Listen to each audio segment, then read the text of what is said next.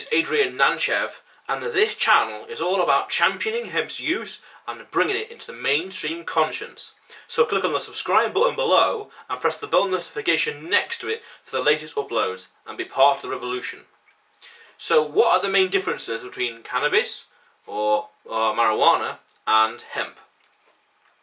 This is worthwhile highlighting the differences because there was a debate a few years ago in Congress about Steve King, Republican from Ohio, highlighting his main stipulation with legalizing hemp because people can't tell the difference. So this is damn important to understand. So there are two main differences. Differences in height and differences in the silhouette of the actual plant leaf itself.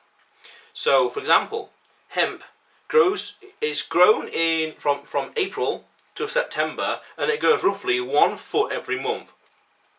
So roughly in the end, April, May, June, July, August, September. So you're talking 6 to 7 feet or so, which is roughly, way taller than me, about another foot taller than me.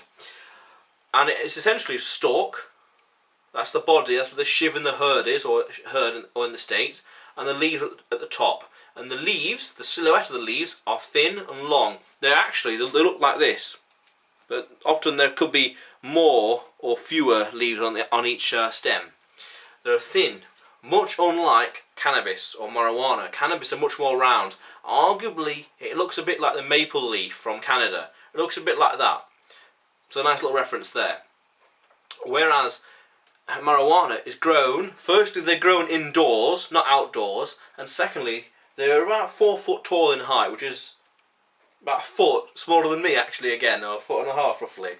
And they're very bushy, and they have a very poignant smell as well, depending on what kind of breed, and Skywalker OG or Purple Kush, depending on what kind of breed they are, the smell is quite poignant. Furthermore, it's worth highlighting that if people see the hemp crop growing, but also actually, I believe there's actually some laws already saying you can't grow it, or maybe it's in the UK, you can't grow it right next to a public access or right of way kind of thing, purely because of this little worrisome thing.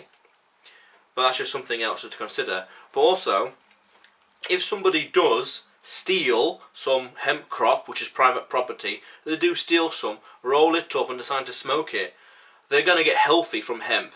They're not going to get high.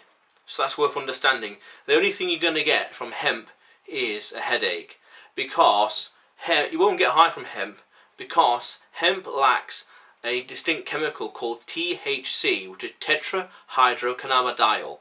That is the psychoactive ingredient in cannabis and marijuana, and because that's normally very, very low, you will not get high from hemp. That's why using hemp, you'll get you'll get healthy from hemp, not high.